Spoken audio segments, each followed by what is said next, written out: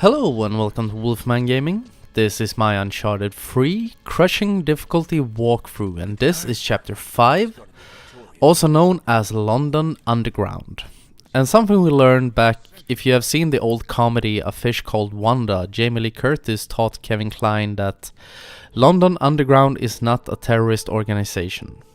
And we all know that. But after you have played through this level, you might as well fucking think it is.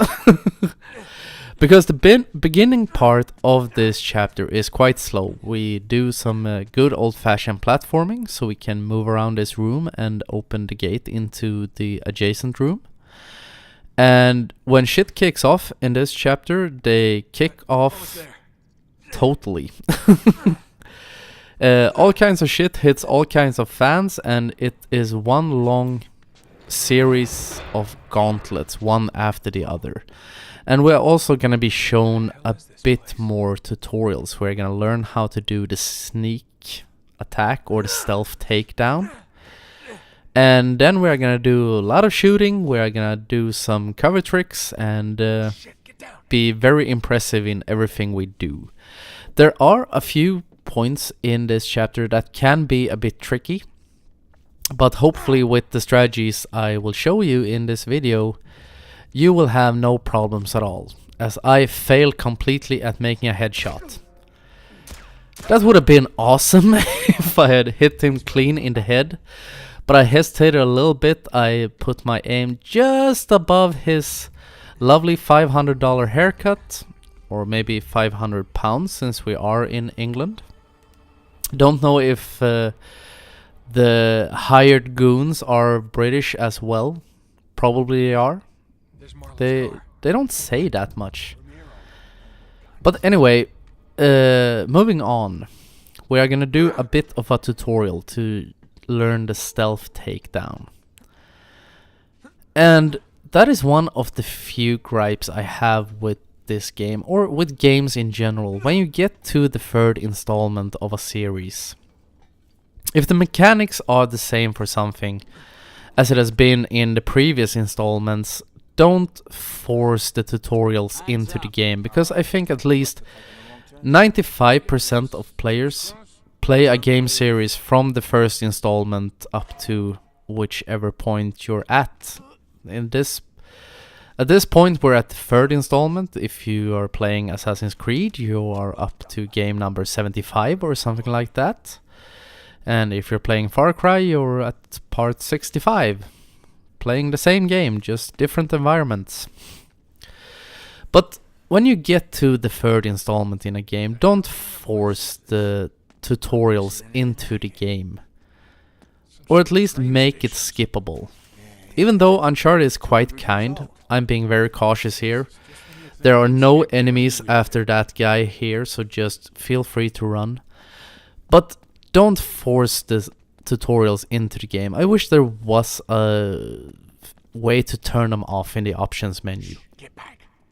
That would be awesome. Even though they aren't a big part, they are quite small, whatever the correct term is. Just quick text prompt on the screen and you push the button that they tell you to and you're done. You will never see that text prompt again.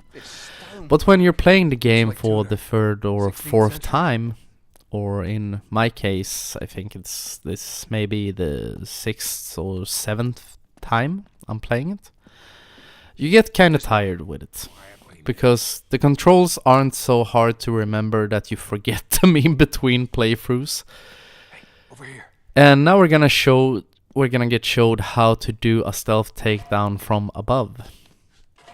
So we hang over the ledge, we press circle to jump down on this guy. Very unimpressive move, but a lot of the takedowns in this game are quite cool when you see them, because as I mentioned before, this game is quite Hollywood-esque. And some of the takedowns are very dramatic. Sometimes Nate kicks them so their gun goes flying in slow motion, and it's very cool, very Michael Bay, even though I hate Michael Bay and I can't understand why he's allowed to make movies. Why do you keep giving him money? But the takedowns look really cool, and Nate picks up the rifle mid-air, and suddenly I start floating in mid-air as well. So the bottom line is, got a bit sidetracked, that I like the takedowns in this game. They look really impressive, and the gunplay and all that is really fun. But I wish you could skip the tutorial parts of this.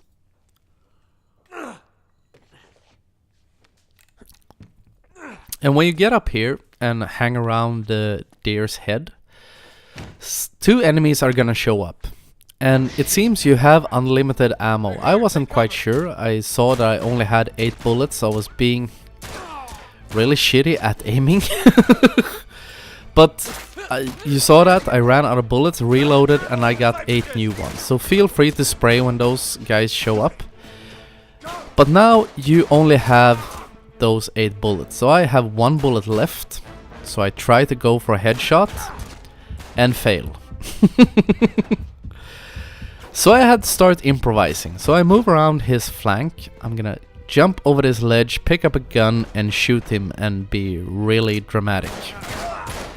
And thankfully for me, he died instantly. I thought to myself that maybe I can stun him with 1 or 2 shots and then punch him. But it worked out really good. And now the calm parts are over. So now we're gonna have these 2 guys showing up. So, and as you can see, they have nerfed the blind fire in this game. In Uncharted 2, it was really overpowered. You could almost go through most of the game, at least, not the entire game, using only blind fire, but for most parts, the blind fire would do the job for you. It's still a lot better than it was in the first game, where it was absolutely atrocious. But they turned it down a little bit, and I think that's quite good, because it made the second game a bit too easy.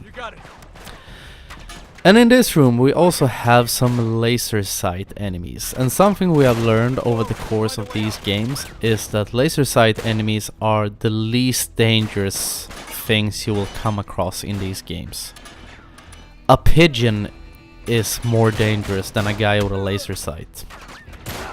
Because, as in all the other games, if he manages to hit you, it is a one-hit kill, on at least on crushing. By the way, stand by for most ridiculous takedown ever. I push him down a set of stairs that is maybe half meter high. What's that, like 2 feet? And for some reason he just, I died. Looks really stupid. I'm glad I'm glad it ended up in the walkthrough. I remember I started laughing when it happened. But the strategy for this fight, maybe I should get into it before the fight is over, is to stay back here behind these 2 ledges. Or these 2 railings. Because very few enemies will try and rush you. Charlie and Sully will do their best to cover your ass. They will most of the time do a terrible job at it.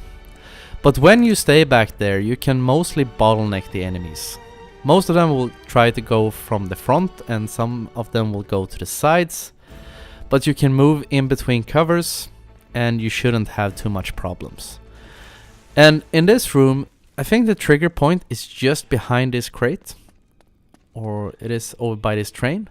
As soon as you see the enemies spawn in, start running back. This will put you in. This is a real power position, because now we're gonna use the cover trick. And the reason you want to move back to this position, to put yourself in such a good spot, is that on the train cart up to the right, a guy has popped up. He's standing up there, and on my first attempt on this fight, he shot me down.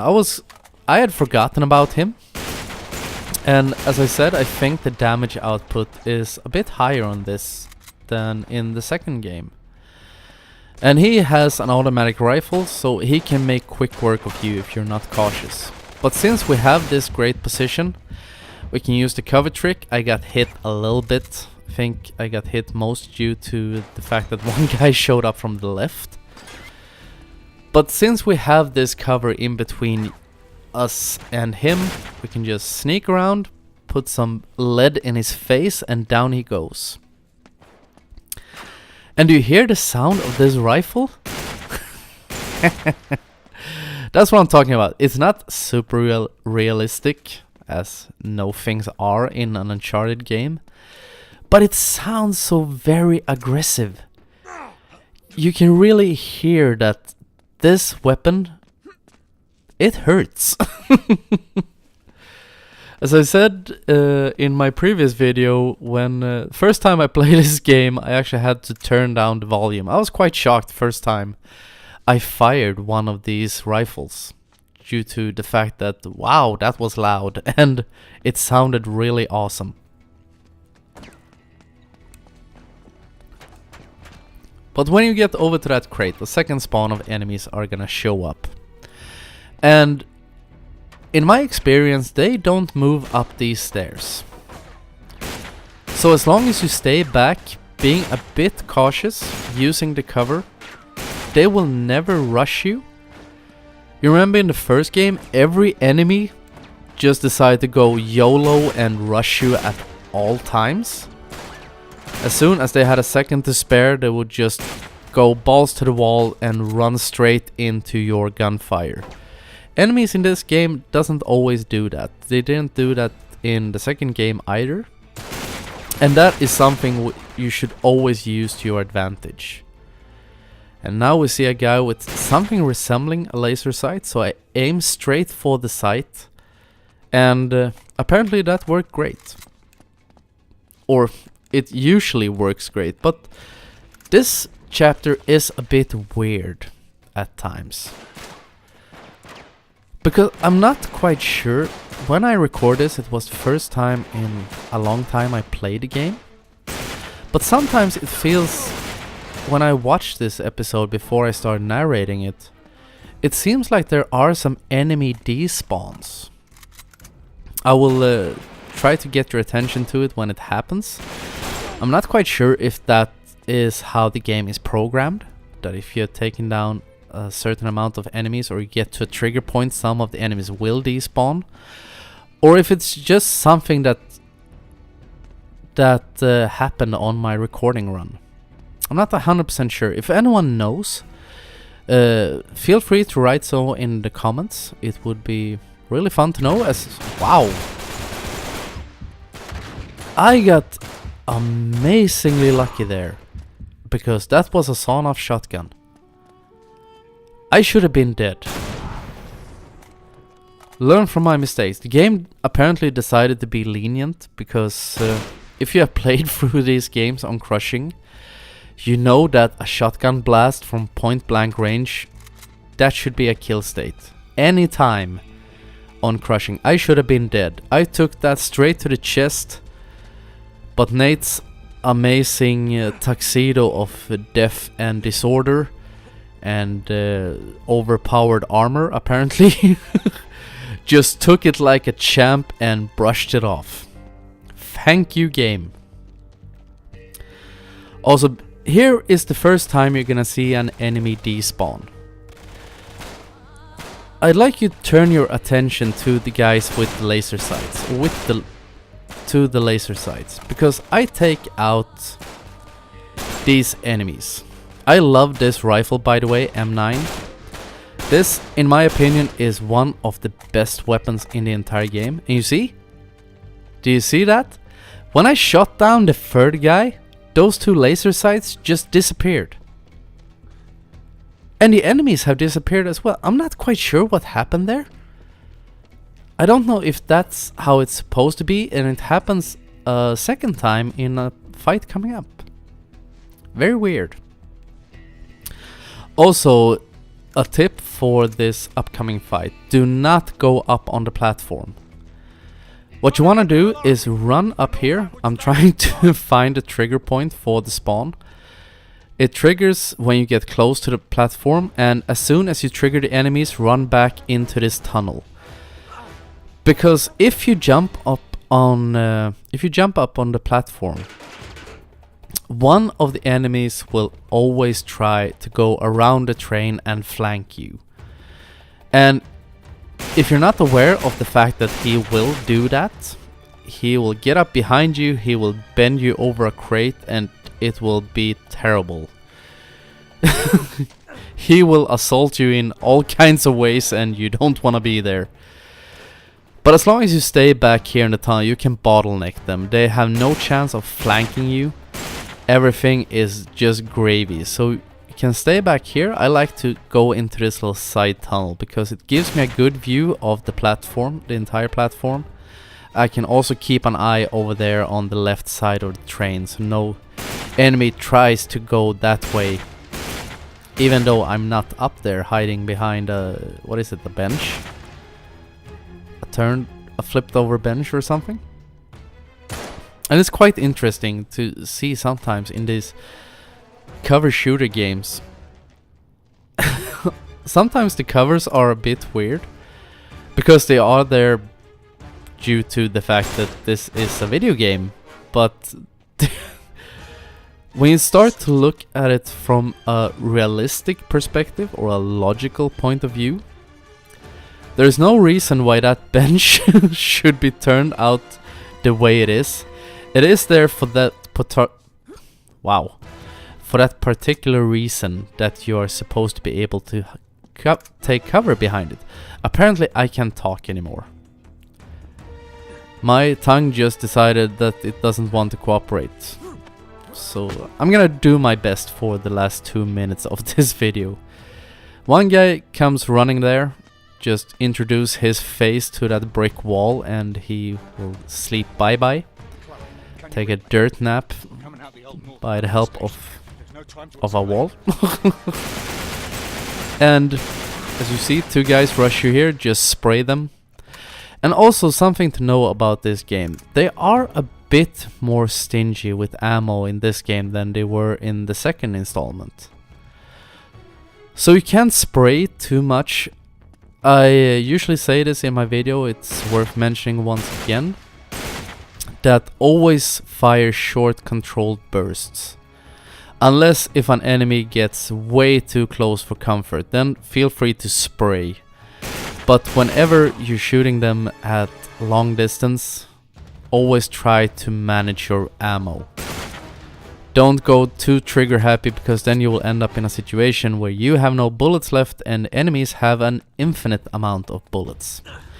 And here is the second time you will see enemies despawn. Once again we have laser sights showing up in the background. I don't know if you have to shoot those guys. I know you have to kill this guy hiding behind that old, what is it, the soda machine, a token box or something. But I think you can just run up the stairs. 2 guys will come up behind you. I shoot down 2 of these guys. The third one will despawn. Once again for no particular reason. As I do a suicide rush and beat his brains in. And I start firing in there. And you will see that I think it's 2 of the aims will just disappear. No, I take out 2 of them. The third one just disappears. And I don't know if you hang around, if you can shoot them down here, because enemies are gonna rush me from behind when I head up the stairs. So be aware of this. Start rolling is my tip to you, because you can get unlucky and die. I managed to act like an idiot and stay mid-stairs, and I'm gonna reload my weapon and not move during the animation. That is not something I recommend. So I'm not quite sure if the enemies despawned or if they just retreated, and that's the guys who followed me up the stairs. But anyway, that's the end of it. All we have to do now is shoot the padlock and we can get out of here. And that is the end of chapter 5. So I want to thank you very much for watching, and I will see you again in my next video. So until next time, this is the Wolfman signing off.